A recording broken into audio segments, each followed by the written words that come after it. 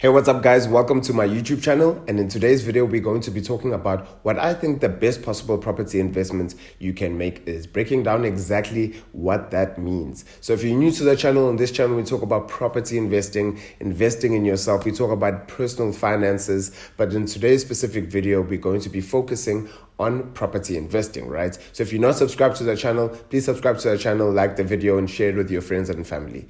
Anyway, let's get started. So in determining what is the best property investment, there's one question you need to ask yourself, right? You need to ask yourself, what are you trying to achieve? Are you trying to achieve cash flow, or are you trying to achieve capital appreciation? These are two separate factors. One you have control over and the other you don't. So let me break it down for you. Capital appreciation is basically the hope that your property will increase in value over time. Generally, as we all know, property increases in value over time. However, this is not always the case, right? And I need to emphasize this because some areas, depending on the area and what's happening around in that area, might push the properties up in price, and sometimes it might push the property values down. So this is something that is not really within your control. You can control what your property looks like, and if it's neat and tidy, if you do upgrades here and there, that might also increase the value of your property. However, generally speaking, capital appreciation is not something that is really fully within your control. However, cash flow. Now, when we speak to cash flow, this is the monthly profits that you are making from your property investment. So let's say you own a 20-bedroom commune or something like that, student accommodation, and you have expenses and you have income, right? So the net effect of the two is your cash flow, which is your profit. This is something that is mostly within your control because you know you're the one who negotiated the price which you bought it at. The rates and taxes will obviously be something outside of your control. However, most of your expenses are generally within your control, and your income, you're the one who charges, right? You're the one who determines what the rentals will be for your property. Obviously, you're going to need to make it to be a market-related rental so that you can actually have tenants within your property. So now you have all these tenants in your property that are giving you an income of, let's say, 30,000 rands a month, and your expenses all in all are 20,000 rands a month. This gives you a profit of 10,000 rands a month. This is something that is more within your control. And what you tend to see is when you invest more for cash flow, the capital appreciation will not necessarily be there as compared to different areas. So let me just make a simple example.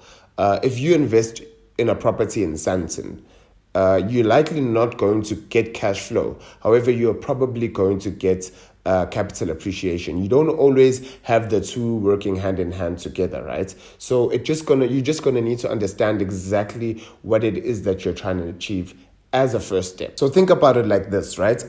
Just breaking it down from a cash flow perspective. If you want cash flow, you're going to need to invest in an area where you are likely to be able to make the most return from your investments, right? The most profit from your investments. Let's say you're investing in student accommodation in a commune. That is the type of environment where you are most likely to get a lot of cash flow. If you're investing ekasi somewhere and you have built back rooms and you have people renting out in those rooms, that's where you are most likely to get cash flow. You're not going to get that cash flow in Sandton, right? In Sandton, what you're most likely going to get is capital appreciation. Now, I'm not saying that go invest in Sandton because that's where capital appreciation is. This is just an example, right? You're not going to make 10,000 rands profit by buying a house in Sandton and renting it out. The chances of that happening are slim, right? However, the chances of you buying a property ekasi somewhere and renting it out to multiple occupants, that gives you a higher chance of getting cash flow, but a lower capital appreciation, right? So think about the area in which you want to invest in. There's also a risk attached to the area, right? Remember that if you're investing in a certain area, there will be a certain tenancy risk that is associated with that area and the type of tenant that will be occupying the property versus another property. So always consider your risk and your risk appetite. It is more of a headache to manage 10 tenants than it is to manage one, but also the risk associated with managing 10 tenants in terms of you losing out on rentals. When one tenant moves out, you now still have 9 tenants. If 2 tenants move out, you still have 8 tenants, and you're still receiving 8 different incomes, right? However, if you purchased one property and you have a single tenant in that property, then if they move out, then all your income is gone. So there's a risk and there's a return, and understand what your risk and return appetite is. So if there's 2 things that you really need to understand, it would be the market value of properties in the area that you've chosen and the rentals in the area. So let me just elaborate a bit. The market value of the properties in the area that you've chosen you will need to understand, because you don't want to overpay for a property. If you overpay for a property, it will affect the return that you make on the investment, and you want to negotiate a value that is below market value. So if you're going to get something below market value, firstly, you need to understand what is market value, and then you can be able to negotiate something below that. And even in your negotiation, you're negotiating based on facts, right? Don't negotiate and say, see a property listed for 2 million, then you say 1.5 million, just for the sake of saying that. Have some evidence to back up why you are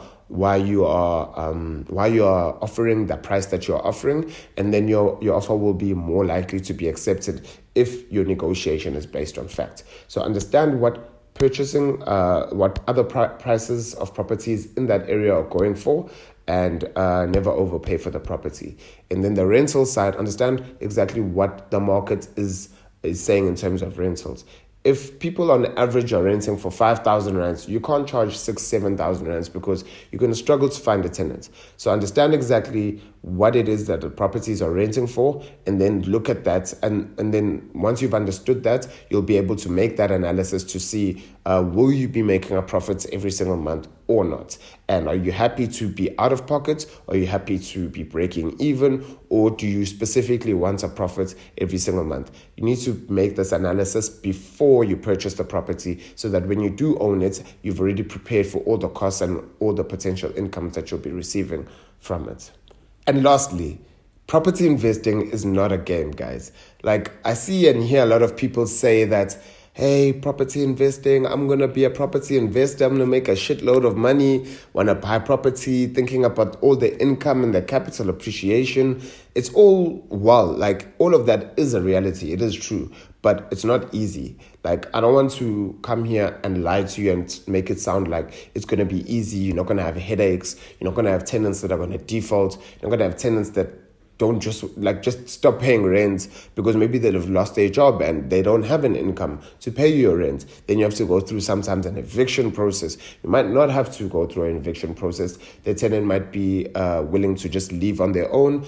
In other cases, you might just have a tenant who moves out on the 28th of the month without letting you know, and then they disappear. Like, it's going to come with challenges. It's going to come with tenants damaging your property, maintenance that you have to keep. And mind you, all these costs, when you have a bond with the bank, if you have a loan with someone who is basically assisted you to help purchase the property, your obligations are still going to be there regardless of your situation. If your tenant defaults, that doesn't mean that your obligations to your bank or your lender have now fallen away. You're still going to have to pay back the bond, pay the rates and taxes.